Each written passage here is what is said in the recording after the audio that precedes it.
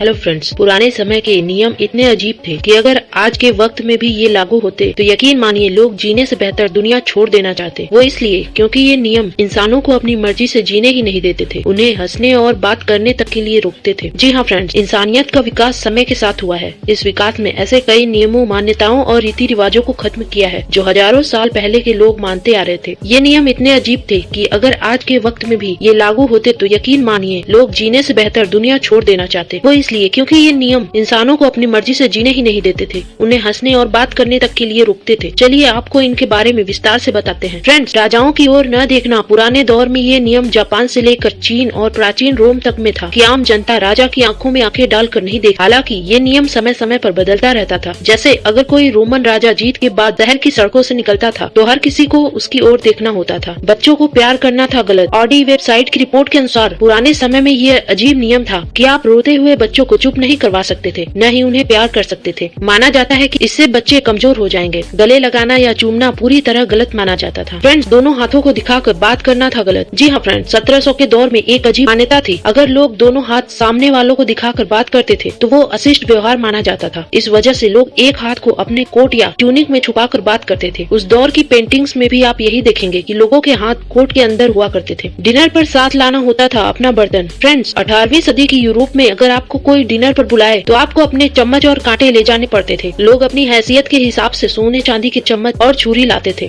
Next number पर है महिलाओं के लिए सिर्फ एक ग्लास शैंपेन। विक्टोरिया काल में औरतों को डिनर पार्टी में खुद का काफी ध्यान रखना पड़ता था। इस वजह से वो एक ग्लास शैंपेन से ज्यादा नहीं पी सकती थी। ज्यादा पीने पर वो नशे में धुत हो जाती थी और किसी को ये देखना नहीं पसंद था कोई लेडी अजीबोगरीब हरकतें करे। हालांकि महिलाओं को ये भी इजाजत नहीं थी कि वो बिल्कुल भी शराब न पिए, नहीं तो उन्हें अशिष्ट माना जाता था। टेबल क्लॉथ में पोंछना पड़ता था हाथ। जी हाँ फ्रेंड्स, आजकल अगर आप खाने के वक्त टेबल क्लॉथ पर हाथ पोंछेंगे आपको बेवकूफ माना जाएगा, मगर मध्यकाल के यूरोप में ऐसा करना आम बात था। ये वो दौर था जब पर्सनल नैपकिन नहीं बनी थी। तब तक अब एक ही टेबल पर बैठे सभी लोग टेबल क्लॉथ में अपना हाथ पोंछते थे। तब ये बुरा नहीं माना जाता था। जमीन पर थूकना था आम बात। टेबल क्लॉथ पर हाथ पोंछना आम था ही, उसके साथ ही खाना खाते वक्त हड्डी या कोई अन्य चीज को डाइनिंग रूम की जमीन पर थूकना आम बात थी। मेजबान अपने नौकरों से जमीन को साफ करवाते थे। फ्रेंड्स, अब आप किसी औपचारिक मीटिंग में बैठे हैं या किसी बड़े पद के लोगों के साथ मौजूद हैं तो हल्का माहौल करने के लिए हंसना आम बात है। पर पुराने वक्त में ऐसा नहीं था। अगर तब आपने सबके सामने हंस दिया तो उसे बुरा माना जाता था। अगर कोई बात बहुत ज्यादा मजेदार भी है तब भी आप हंस नहीं सकते थे। अगर कोई ऐसी बात हो गई जिसके कारण